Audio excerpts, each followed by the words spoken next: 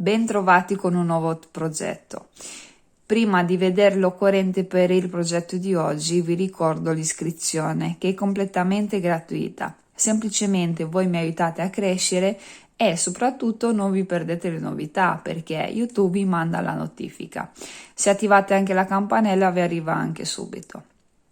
Allora, l'occorrente per il progetto di oggi è l'uncinetto 4,5, un paio di forbici e un gomitolo di juta. Questo filato io l'ho preso l'anno scorso, questo è un progettino che doveva essere già sul mio canale da un bel po' di tempo, ma non ho mai trovato il modo di farlo, il tempo in realtà. È talmente semplice e veloce che si fa in un attimo, però insomma la mia fantasia mi porta sempre a crearmi delle complicanze quando vado a progettare perché voglio sempre delle cose particolari. Per le cose più semplici diciamo che ci metto più tempo, ecco, a farle. Praticamente io sto utilizzando l'aiuta in formato da 50 grammi, sul sito di Filati Discount ci sono diverse colorazioni, quindi insomma potete utilizzare quella che vi ispira di più. Io l'ho scelta nel colore naturale perché volevo proprio vederla, è un filato che non ho mai utilizzato, poi devo dire che quelle che ho visto diciamo che era il classico quasi spago, insomma invece questo è molto molto elegante, una bella torsione e morbida da lavorare rispetto a quello che pensavo io. Praticamente quindi abbiamo 50 grammi per 90 metri, l'uncinetto da utilizzare è dal 4 al 6, poi insomma bisogna vedere cosa andiamo a creare, come sempre io vi dico fate delle prove, basta che non vi fate male al polso perché è sempre uno di quei filati un po' particolari dove si potrebbe fare leggermente fatica. Noi infatti oggi andiamo a utilizzare il 4,5. Bene, prendiamo il nostro filo, l'uncinetto, iniziamo subito a progettare. Prendiamo il filo e l'uncinetto. Allora, come ho detto prima, non è tanto la forma in sé che dovete fare attenzione, ma il modo in cui viene lavorato questo progetto, perché con questa tecnica abbiamo la possibilità di fare diverse cose. Quindi adesso noi vi dico anche subito cosa andremo a fare un sottopentola, ok? Perché l'aiuta è naturale, è molto resistente al calore e siccome non so a casa vostra, ma a casa mia spesso e volentieri io quelli del commercio li rovino, quindi è molto utile. E, ho pensato a questo progetto già da un po', come ho detto, ma non ho mai avuto il tempo di farlo. E qui quindi abbiamo bisogno di spessore. O si fa praticamente due pannelli a punto basso e si vanno a cucire insieme, o se no fate in questo modo, quindi come me. Io adesso vado a caricare un po' di catenelle, avrà una forma quadrata, rettangolare insomma, quindi non tonda, però si può anche riprendere se volete farlo tonda, magari lo riprendiamo negli angoli, insomma dopo vi divertite voi a decorarlo. Prendete il filo, girate e fate il cappietto e andiamo a caricare un po' di catenelle. Io adesso ne vado a caricare un po', poi ci ritroviamo che vi dico quante sono. Io in pratica ho caricato 21 catenelle, ok? I centimetri non ve li do perché il vostro sottopentola lo fate in base alle pentole che avete in casa. Chi magari vive da solo ha delle pentole molto molto piccole, quindi ha bisogno di sottopentola piccolini. Chi magari ha la famiglia grande, sicuramente usando delle pentole più grandi ha bisogno di un sottopentola più grande. Comunque è importante che voi capite, poi le catenelle a caricare, siccome non c'è il multiplo, lo decidete da sole. A questo punto giriamo il lavoro in questa maniera e andiamo a entrare sulle costine. Questa la salto, vado a entrare in questa che è la prima da lavorare, vedete, in questa maniera qui. Mi scuso ma mi sono fatta male, quindi mi sono un attimo tagliata, quindi ho dovuto mettere il cerotto e infatti sto facendo leggermente fatica, quindi scusate i movimenti lenti, ma è così. Entrate quindi da sotto, vedete, rimane così sul davanti e andate a fare dei punti bassi. Cioè, se noi di solito lavoravamo qui sulla costina, adesso no, girate proprio tutto il lavoro e andate dietro. A volte questo metodo viene utilizzato nell'avvio di maglie, nell'avvio di borse a pannello, perché risulta molto pulito dopo, vedete, è perfetto, sembra quasi fatto ai ferri. Adesso questo lavoro è da fare per tutta la riga, quindi io ne ho saltato un punto, alla fine ne avrò 20 punti. Abbiamo anche quest'ultimo punto da lavorare. Quindi questa è la mia prima riga. Adesso fate una catenella e iniziamo la seconda riga. Se di solito si entrava qui a lavorare, adesso andiamo a fare un altro lavoro. Andiamo a lavorare su delle coste. Fate attenzione, quindi qui è il lavoro finito, lo giriamo verso di noi, questa è la catenella che non viene conteggiata, andiamo qui, prendiamo la costina e prendiamo anche la costina sotto, vedete? Prendete il filo, ok, e fate un punto basso. Prendiamo adesso la prossima costina, scusatemi, ok, e andiamo nel prossimo punto che è in realtà alla base di questo punto basso, quindi lavoriamo su queste due costine.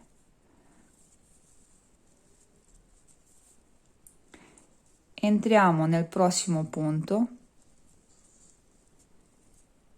a specchio, quindi vedete, andate alla base.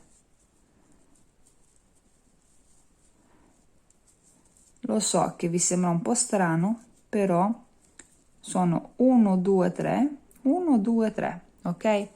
È normale che, come sempre, la catenella iniziale, quando noi siamo entrati con l'uncinetto, l'abbiamo un po' più stretta, quindi risultano leggermente più avanti rispetto al nostro lavoro per una questione pratica, ma i punti sono sempre 20 catenelle, perché una l'abbiamo saltata, 20 punti su.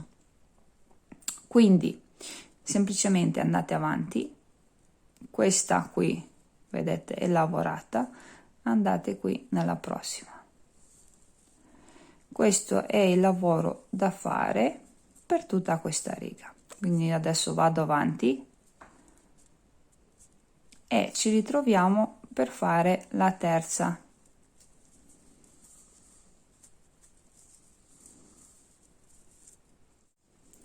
Andiamo a finire la riga insieme, quindi prendiamo qui la costina e la costina sotto.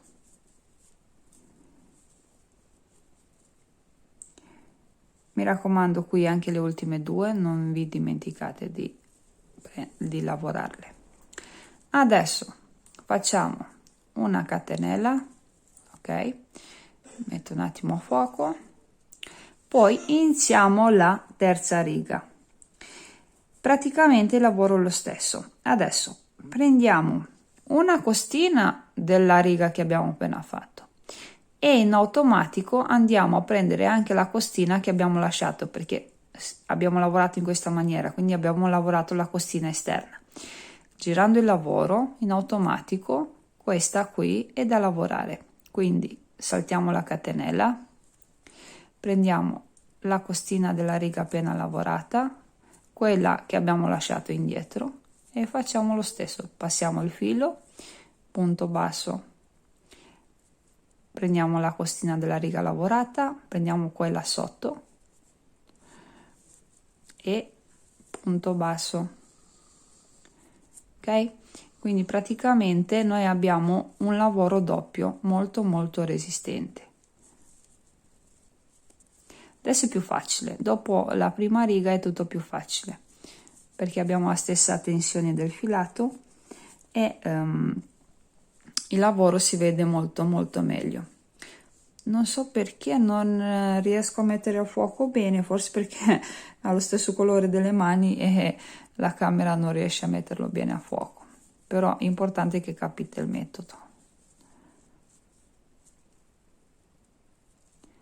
Piano piano andate a fare tutti i punti.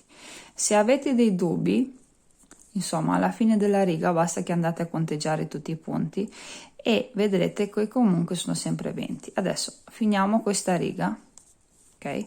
Vedete che sono vicini, 2, 2, 2, ok? Finiamo questa riga, vi faccio vedere anche la prossima, dopodiché vi lascerò lavorare da sole. Finiamo la riga insieme perché magari vi trovate un attimo in difficoltà. Quindi io ne ho qui 18, poi punto 19. Se voi imparate questo metodo, è un metodo molto utile per fare dei fondi. L'altra volta vi ho fatto vedere un metodo con la borsa sole d'estate e questo è un altro. Poi questo è l'ultimo. Sicuramente se vi piace come idea, fatemelo sapere e io mi invento qualche borsa. Catenella, iniziamo la quarta riga, quindi giriamo il lavoro, entriamo nella costina della riga appena lavorata e subito sotto abbiamo la costina di quella che abbiamo lavorato poco prima. Ok? Quindi il lavoro è sempre lo stesso. I punti sono comunque a specchio, se no magari uno è più largo, uno è più stretto, basta che vedete questo è lavorato, andiamo nel prossimo e così via. Io adesso vado a fare un po' di righe, poi ci ritroviamo per le ultime cose. Guardate che carina ed è molto molto resistente.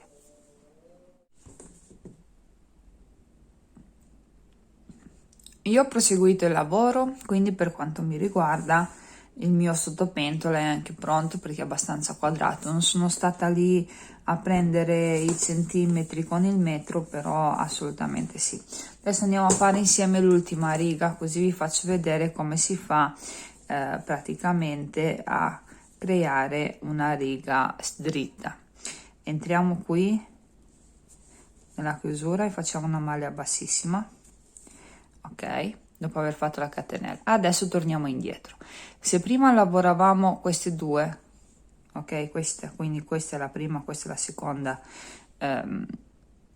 praticamente barretta, adesso andiamo a fare il punto intero, quindi entriamo, prendiamo tutte e due, quindi punto intero come se lavorassimo il punto basso e prendiamo anche la bara, quindi praticamente l'altra metà di un'asola che è rimasta. Quindi andiamo a fare un punto basso normalmente, quindi entro punto in pieno, prendo anche questa parte che è rimasta, punto basso, poi punto basso e prendo anche questa. Adesso ne faccio un po' di punti, vi faccio vedere il risultato. Ok, vedete qui risulta come punto basso e qui anche, quindi praticamente questa è l'ultima riga quando voi decidete di aver finito il vostro mini pannello. Allora parliamo un attimo, in realtà sono cose che vi ho già detto poco prima. In pratica va bene come un sottopentola, va bene come un fondo per una borsa, per un cestino, per dei vasi, cioè comunque sia è un lavoro doppio, vedete, è veramente molto più sostenuto rispetto al classico punto basso e gli altri punti abbastanza compatti. È un punto che cresce poco, mangia filo, quindi ne mangia tantissimo, di conseguenza ecco perché anche lo spessore è più grosso, quindi state attente quando dovete cioè non lo so, creare qualcosa rispetto a questo che vi ho proposto io, state attente alla quantità di filato. Per questo rettangolo io ho utilizzato 50 grammi, infatti sto finendo adesso il gomitolo, quindi sono dei sottopentola anche economici. Mi piace un sacco il trauma anche per quanto